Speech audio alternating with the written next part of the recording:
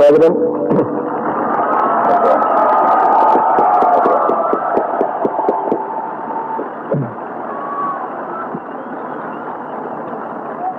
Mr. President, Prime Minister Leone, Foreign Minister Piccioni, Defense Minister Andreotti, members of the NATO Command, ladies and gentlemen. It's fitting that my travels away from home should end in this country and in this city. Italy, wrote Shelley, is the paradise of exile. And in my exile away from Washington, I've enjoyed this paradise as the last stop in Europe. I shall leave this country with regret. It is also fitting that the final event of this European tour should take place at this NATO headquarters. NATO is one of the best and the earliest example of cooperation between Western Europe and North America. The NATO Defense Treaty pledges us all to the common defense, to regard an attack upon one as an attack upon all, and to respond with all the force at our command. And that pledge is as strong and unshakable today as it was when it was made. Finally, it's fitting to take this opportunity to review our findings and feelings after 10 days in Western Europe. Specifically, I returned to Washington, newly confirmed in my convictions regarding 8 principal propositions. First, it is increasingly clear that our Western European allies are committed to the path of progressive democracy, to social justice, and to economic reform attained through the free processes of debate and consent. I cite here again to stress the fact that this is not a matter of domestic policies or politics, but a key to Western freedom and Western solidarity. Nations which agree in applying the principles at home of freedom and justice are better able to work with each other abroad. Second, it is increasingly clear that our Western European allies are determined to maintain and coordinate their military strength in cooperation with my own nation.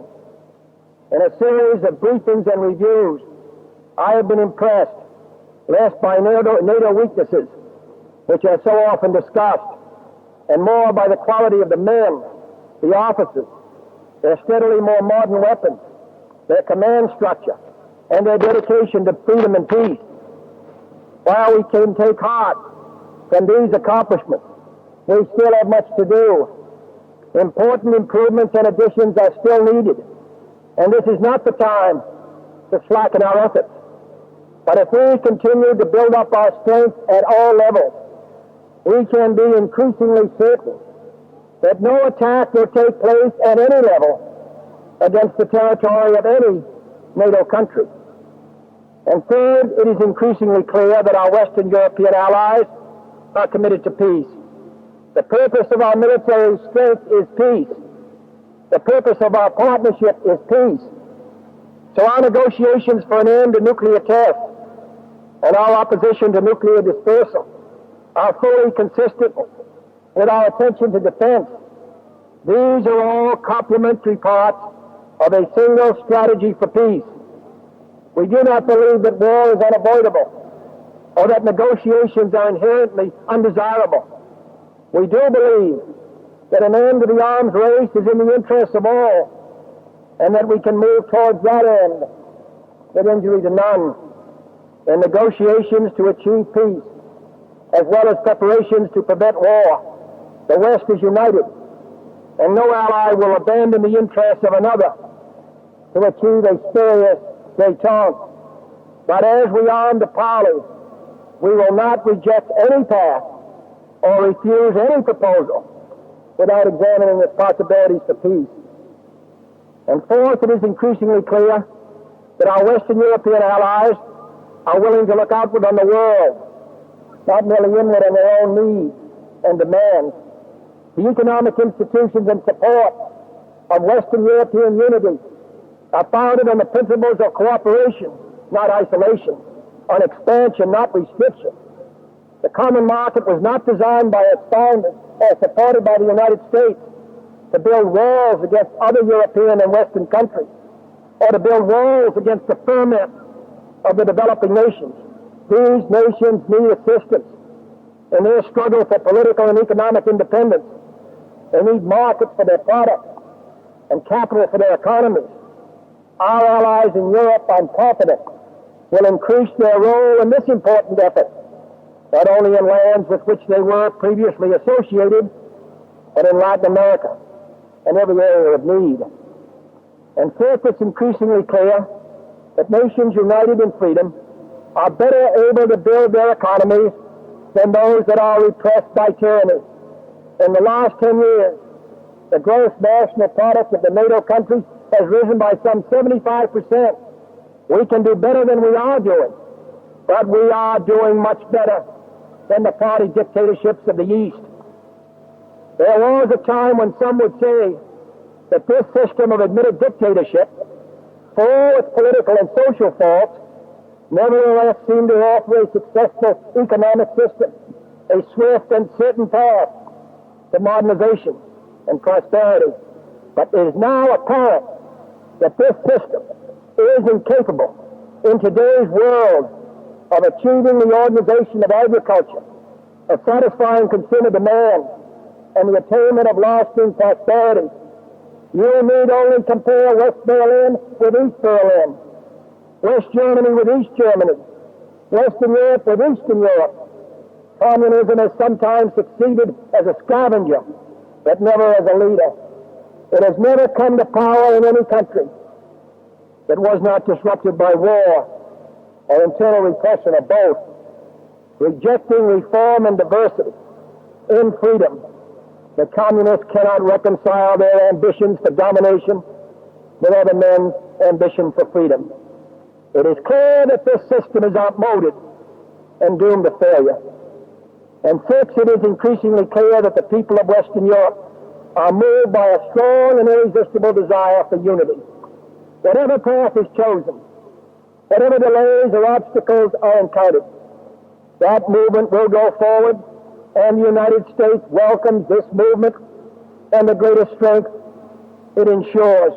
We did not assist in the revival of Europe to maintain its dependence upon the United States, nor do we seek to bargain selectively with many and separate voices. We welcome a stronger partner. For today, no nation can build its destiny alone. The age of self-sufficient nationalism is over. The age of interdependence is here. The cause of Western European unity is based on logic and common sense. It is based on moral and political truth. It's based on sound military and economic principles, and it moves with the tide of history.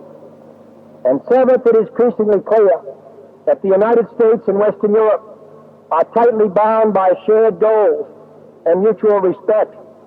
On both sides of the Atlantic, trade barriers are being reduced, military cooperation is increasing, and the cause of Atlantic unity is being promoted. There will always be differences among friends, and they should be freely and frankly discussed, but these are differences of means, not ends. They are differences of approach, not spirit. Recognizing these and other problems, monetary payments, foreign assistance, agriculture, and the rest, I return to the United States more firmly convinced than ever that common ideals have given us a common destiny, and that the Atlantic Partnership is a growing reality. Eighth and finally, it is increasingly clear and increasingly understood that the central moving force of our great adventure is enduring mutual trust. I came to Europe to reassert as clearly and persuasively as I could that the American commitment to the freedom of Europe is reliable, not merely because of goodwill, although that is strong, not merely because of a shared heritage, though that is deep and wide, and not at all because we seek to dominate, because we do not. I came to make it clear that this commitment rests upon the inescapable requirements of intelligent self-interest. It is a commitment whose wisdom is confirmed by its absence when 2 world wars began, and by its presence in 18 years of well-defended peace. The response which this message has evoked from European citizens and the press and leaders of the continent make it increasingly clear that our commitment and its durability are understood. And at the same time, all that I have seen and heard in these 10 crowded days confirms me in the conviction, which I am proud to proclaim to my own countrymen, that the free men and free governments of free Europe are also firm in their commitment to our common cause. We've been able to trust each other for 20 years, and we are right to go on. 115 years ago this month, Mazzini addressed a mass meeting in Milan with these words: "We are here to build up the unity of the human family, so the day may come when it shall represent a single sheepfold with a single shepherd, the Spirit of God. Beyond the Alps, beyond the sea, are other peoples now," Mazzini said, "striving by different routes to reach the same goal: improvement, association, and the foundations of an authority that shall put an end to world anarchy. United with them, they will unite with you." Today, Italy, the United States, and other free countries are committed to this great end of the development of the human family. In time, the unity of the West can lead to the unity of East and West, until the human family is truly a single sheepfold under God. Thank you.